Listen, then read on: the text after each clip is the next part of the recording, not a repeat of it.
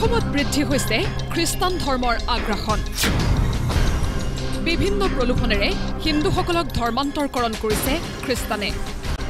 মাজুলীত খ্ৰীষ্টানৰ আগ্ৰাসনৰ কবলত পৰিছে মিচিং জনজাতীয় লোকসকল ইতিমধ্যে বহু মিচিং লোকে গ্ৰহণ কৰিছে খ্ৰীষ্টান ধৰ্ম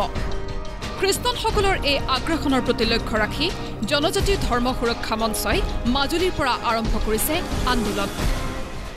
খ্ৰীষ্টান ধৰ্মৰ আগ্ৰাসন ৰোধৰ বাবে মাজুলীৰ ৰতনপুৰত জনজাতি ধৰ্ম মঞ্চই আয়োজন কৰিছে বিশেষ কৰ্মশালাত অংশ লৈছে ২৬খন জিলাৰ পৰা অহা প্ৰতিনিধিয়ে অতিথি হিচাপে উপস্থিত থাকি ৰাষ্ট্ৰীয় স্বয়ংসেৱক সংঘৰ ক্ষেত্ৰ প্ৰচাৰক বশিষ্ঠ বুজৰ বৰুৱাৰ গুৰুত্বপূৰ্ণ মন্তব্য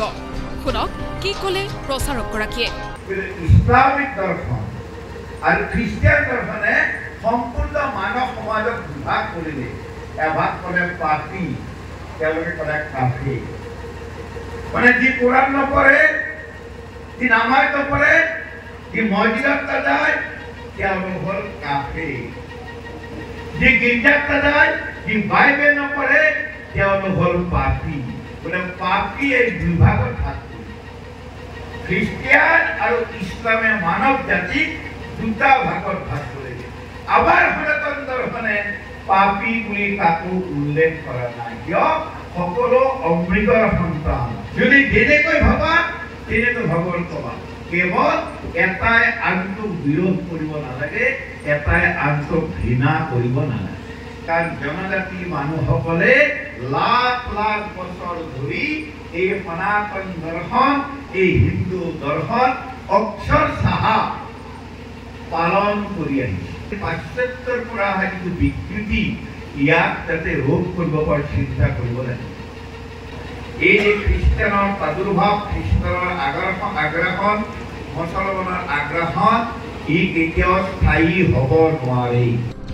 এই কৰ্মশালাৰ পৰাই জনজাতীয় নেতাসকলৰ চৰকাৰলৈ স্পষ্ট দাবী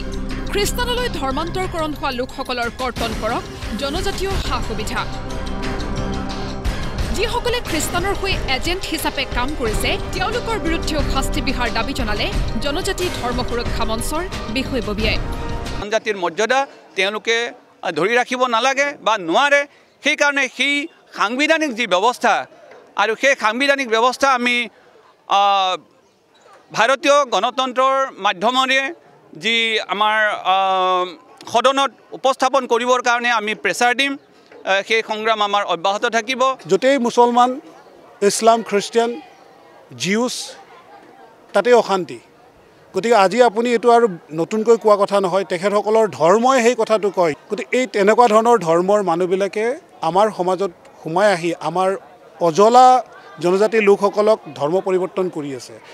প্ৰলোভন দি আমাৰ মানুহক কনভাৰ্জন কৰি আছে ধৰ্মান্তৰকৰণ কৰি আছে তেখেতসকলক আইডেণ্টিফাই কৰি তেখেতসকলৰ ওপৰত উচিত বিহিত ব্যৱস্থা গ্ৰহণ কৰিব লাগে দুদিনীয়াকৈ আয়োজিত হোৱা এই কৰ্মশালাৰ পৰাই এইদৰে খ্ৰীষ্টান ধৰ্মৰ আগ্ৰাসন ৰোধৰ সংকল্প লয় ২৬খন জিলাৰ প্ৰতিনিধিয়ে এতিয়া প্ৰশ্ন উঠিছে খ্ৰীষ্টান ধৰ্মৰ আগ্ৰাসন অসমত বেছি হৈছে কিয় কাৰ প্ৰৰোচনাত হিন্দু জনজাতীয় লোকসকলে গ্ৰহণ কৰিছে খ্ৰীষ্টান ধৰ্ম মাজুলীৰ পৰা তীৰ্থভূঞাৰ সহযোগত ৰূপম দলৈৰ ৰিপৰ্ট প্ৰতিদিন টাইম